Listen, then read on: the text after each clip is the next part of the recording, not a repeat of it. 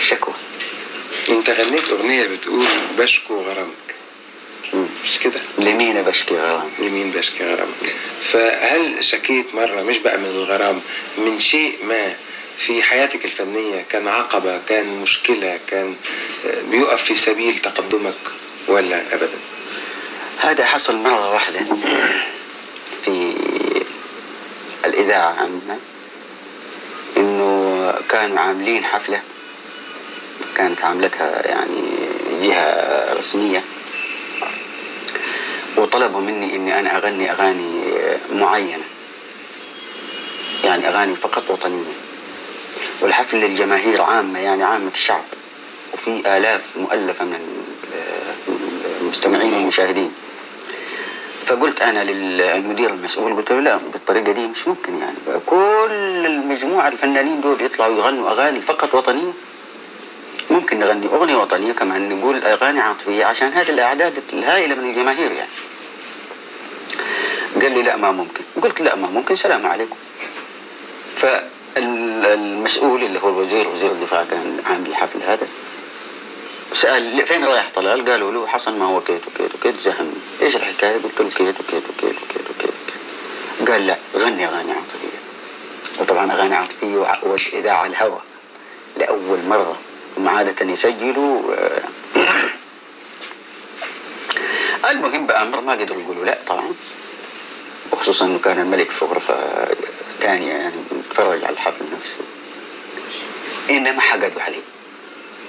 الحفلة ديك مشيت، وبعد كده ولا شيء صار ما يزعل في الإذاعة، يعني استعملوني باسلوب الطناش.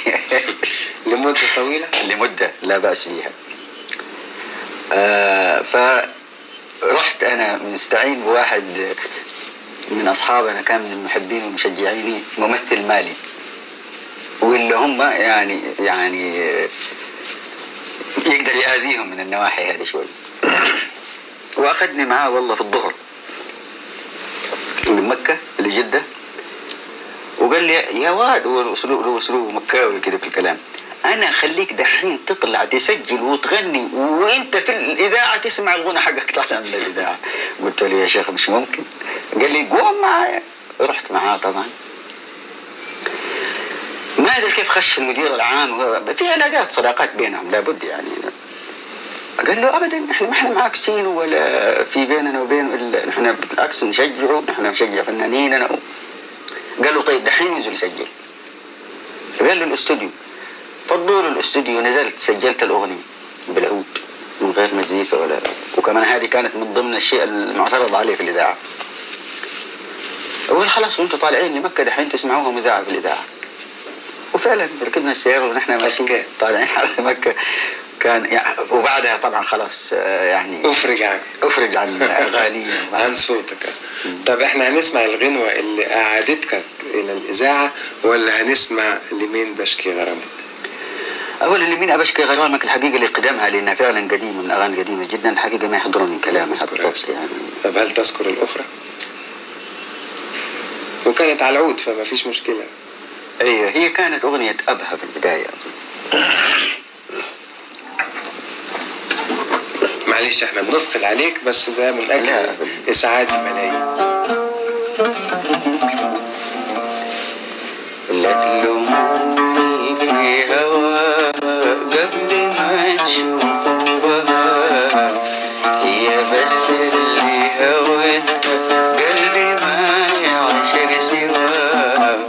لا تلوموني في هوا قلبي ما يعشق سواها، هي بس اللي هوتها قلبي ما يعشق سواها. قلبي ما يعشق سواها، قلبي ما يعشق سواها. صاد